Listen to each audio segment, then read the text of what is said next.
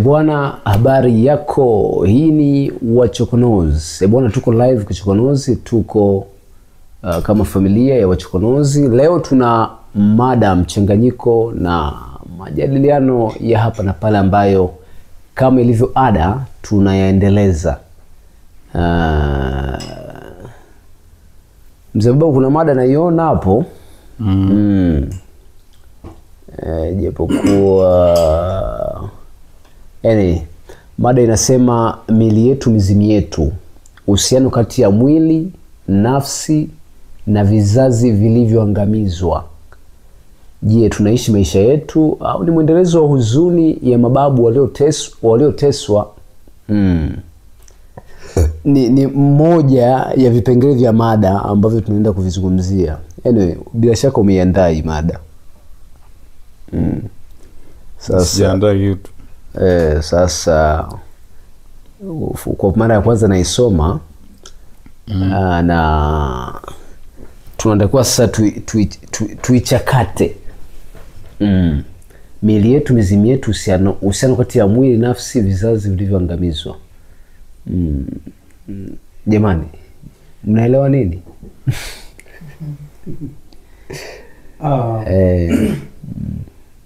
Tunapozungumzia miili yetu kwa namna moja ama nyingine ambayo mimi naelewa ni kwamba tunaweza tukawa tu sisi ni wazima lakini hatuenzi ama hatuko connected na wale ambao mizimu yetu, mababu zetu tulioishi nao na wakaondoka katika uwepo wa ulimwengu mwingine wa kawaida. Kwa hiyo hatuko connected. Kwa hiyo kwa namna moja nyingine mimi ninavyoelewa ni kwa namna hiyo, lakini nijaribu kutupa kijiti ama nimpe maiki mwalimu ajaribu kufafanua zaidi kwenye hilo, tuelewe kwa umakini zaidi kwamba ina maana ipi na tunataka kusudio lake ni lipi hasa kuwepo hii mada mezani. Pia tunajadili wote pia miili yetu mizimu. Labda kama kabla mwalimu hajaingia hapo. Nyerere mwalimu nani? Mwalimu kabla hajaingia sio anamuita mwalimu. Na kwenye nafsi pale ndo nahisi kwamba baada ya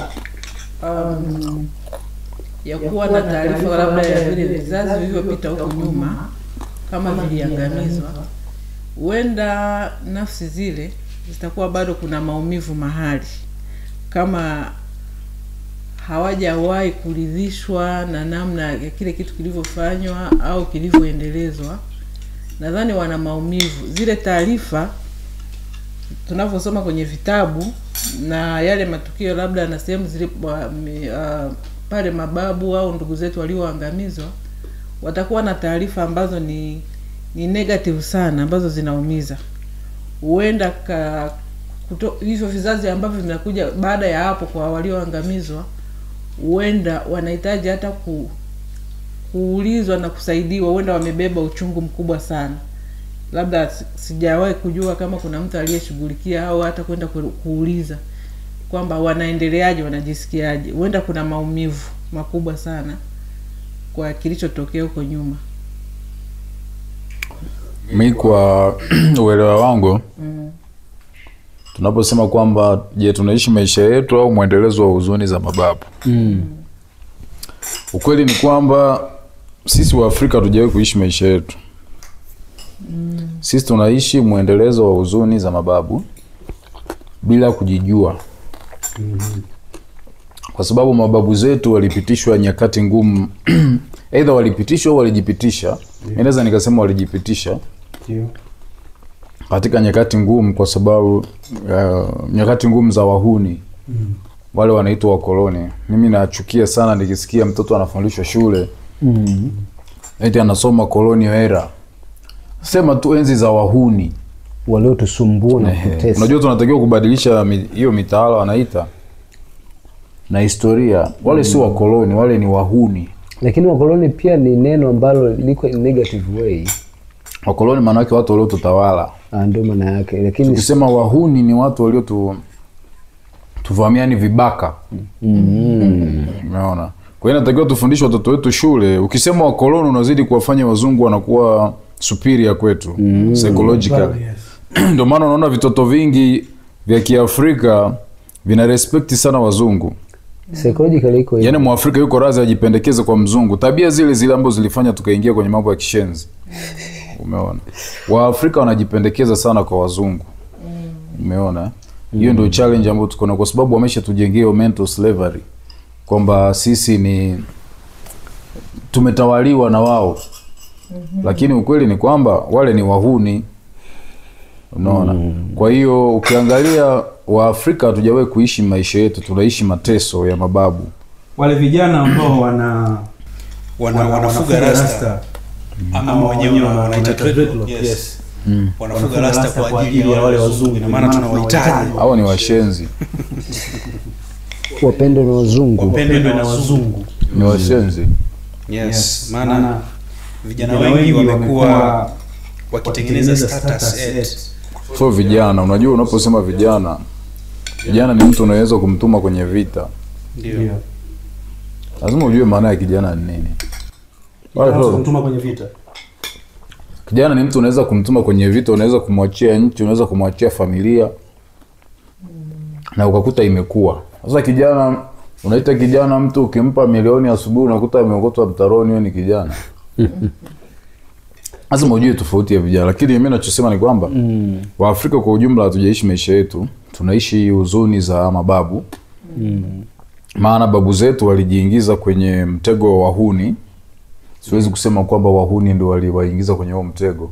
Walijiingiza wenyewe kwa kuuzana na kusalitiana. Historically jinsi aina ya maisha ambayo Waafrika waliyapokea kutoka kwa wazungu, mifumo ya shule, dini, pengine ilikuja kwa force. Sasa babu zetu hawakuweza kujitetea. Sasa unakingiwa risasi hapa, silaha unafanyia. Haikuja kwa force, walisalitiana. Kitu pekee ambacho wazungu walifanya wakati wanatukonka sisi, walianza kuondoa watu wenye ushujaa. Wakabakiza watu dhaifu, na ndicho kitu kimeendelea mpaka leo. Mfumo umetengeneza watu wengi dhaifu kuliko mashujaa. Afrika ukiruhusu utengeneze mashujaa haitawaliki. Kitu ambacho kimdomano, unaona nchi za Afrika wamewekeza zaidi kwenye entertainment, burudani. Maana ukimburudisha mtu huwezi kumfanya kuwa shujaa. Ukimburudisha kwenye dini kama Wakristo, Wakristo kila wanapoingia kanisani akili zote wanaacha nje ya jengo. Kule wanaenda wanaambiwa wao ni wadhambi. Ila ametoka nyumbani kwake hajaua. Ila kanisani anaenda anaambiwa ni mdhambi. Umenipata? Haya. Muislamu anaenda msikitini anaambiwa amswalie mtume. Ila ameondoka nyumbani hajamswalia babu yake. Umeona? Kwa hiyo umtawale Muafrika unatakiwa umuondolee power, ule ushujaa wake.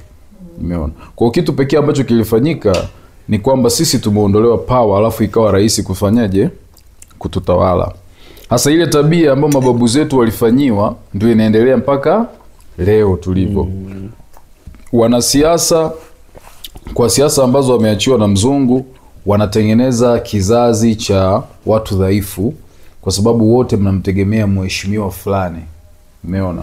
Ndio maana unaona sisi huku kwetu Afrika kiongozi akiwa anapita lazima watoto tusimame msafara wake upite kwanza. Umeona? Umeona changamoto tulionayo?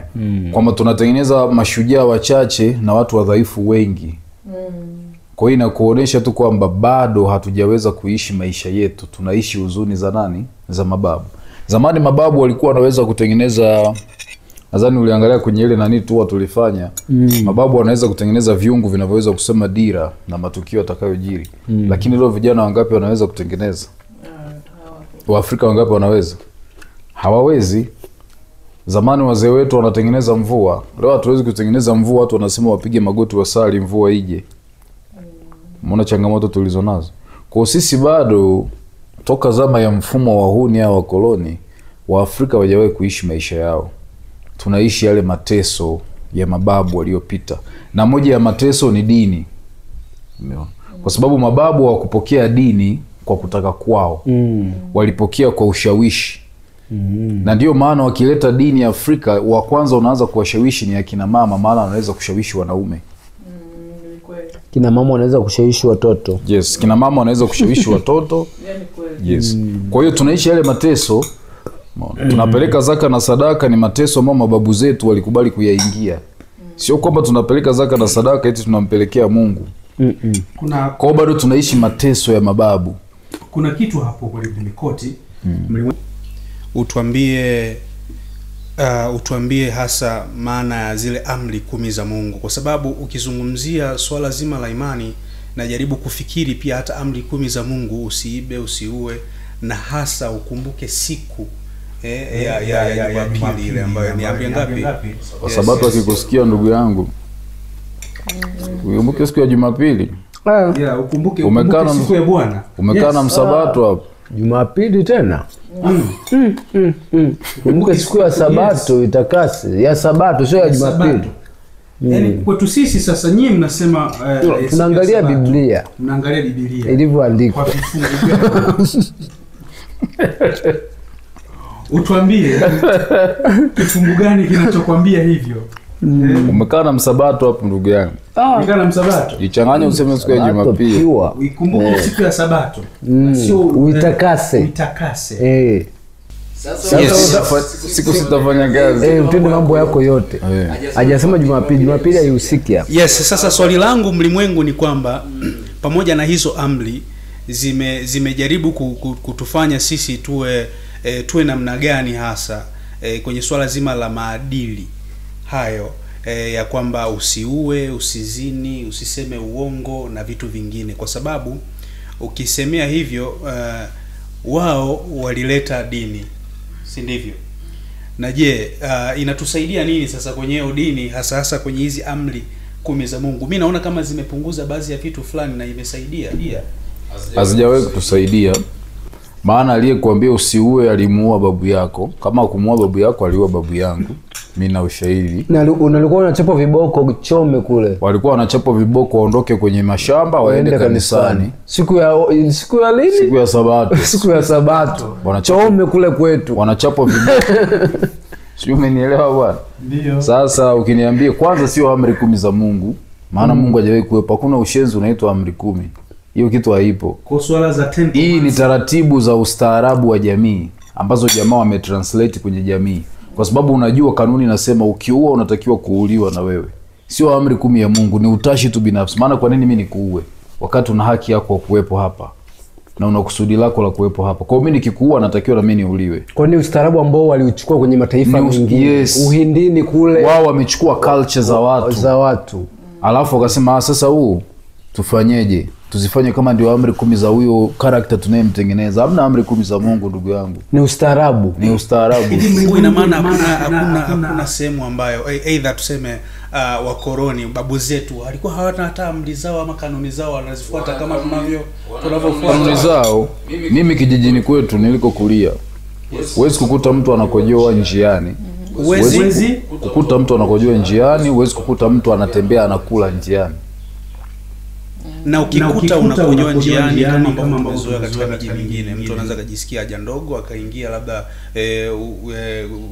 kwenye majani ama sehemu fulani penye kificho akafanya kukojoa, ama akawa anakula muhindi mua barabarani katika miji mingine. Yes, iko hivyo. Madhara yake huko kwetu watu walikuwa wanakufa wakifanya hivyo au wanatoweka. Kwa nini? Ndio utamaduni hivyo kuwa. Miiko tunasema. Miiko. Yaani unajua kwamba sisi tulikuwa na ustaarabu kabla ya washenzi kuja. Kulikuwa kuna kanuni zake. Kuna kanuni zake. Watu wanajua kabisa ukikojoa barabarani kutokana na miiko ambayo tumetambikia utapita hivi. Kwa hiyo watu wakojoi barabarani. Mimi na koti sasa kwenye amri na kanuni ni vitu viwili tofauti. Vitu viwili tofauti. Simenipata. Kwa kijijini kwetu pale unaweza kuzunguka hata kwenye mashamba ya watu usikute mavi ya binadamu. Kwa hiyo walikuwa na kanuni yao wakiwa wanahimiza usafi. Yes. Ambao tungeendelea. Pengine haikuwa usafi, lakini vitu vilivyo vinatusaidia. Yaani walikuwa wanaheshimu ardhi. Umeona? Yaani ardhi ni zaidi ya usafi. Ni zaidi ya usafi. Yaani ardhi ilikuwa inaheshimika kwa sababu wanajua hapa ndio inatupa maisha, ndio inatubeba. Na hii ndio inayotumika kwenye matambiko. Kwa hiyo inaheshimika. Lakini hata kitokea unajua kinyesi kile na mikojo kilimwengu sio mbolea, kilimwengu mtu yoyote akihitaji kukufanyia ubaya anapitia yale mavi kukufanyia ubaya, kwa sababu mavi yamebeba kodi zako zote za mwili umndani. Kwa mfano kwa hadithi, kwa mujibu wa hadithi au kwa tabuza au mira au miiko, kwa mfano ya Upareni, kwa mujibu wa vitu ambavyo tunashare pamoja, kwamba mtu ambaye anataka kufanyia ubaya kama umekunya ovyo anaweza kuchukua mavi akafanyia utaratibu wa kilimwengu anakudhuru. Sasa kwa maana hiyo ni moja sababu ambayo pengine watu wali ina maana basi paka ametuzidi ulimwengu, kwa sababu paka yeye mavi yake anaficha, kwa hiyo anaelewa maana yake. Ndio maana tunasema kwamba watu wa zamani walikuwa na upeo mkubwa wa akili, kwa sababu walikuwa wanadadisi mambo, wanajifunza. Siku hizi kizazi tulichonacho hakina upeo wa akili, kwa sababu mtu anaweza kakojoa popote na asijue kwamba anaweza kudhurika kwa mkojo aliotoa. Kabisa, mkojo wake mtu anaweza kunya popote na asijue kwamba anaweza kudhurika. Na je, serikali imetambua hilo na ndio maana inahimiza usafi wa kila mikoa? Mimi serikali haijawahi kuhimiza, ni propaganda za kisiasa. Mimi nimekuwa wakala wa usafi na mazingira. Halmashauri ya wilaya ya Meru. Ndio. Kwa hiyo ukiniambia serikali inahimiza, mimi I know ni story za iko na mada zake. Ni story za kisiasa, sio kwamba inahimiza. Kwa hiyo kama ni haihimizi ila. Kwa hiyo ningekuwa sijafanya hiyo project ungeniambia inahimiza. Mimi najua haihimizi.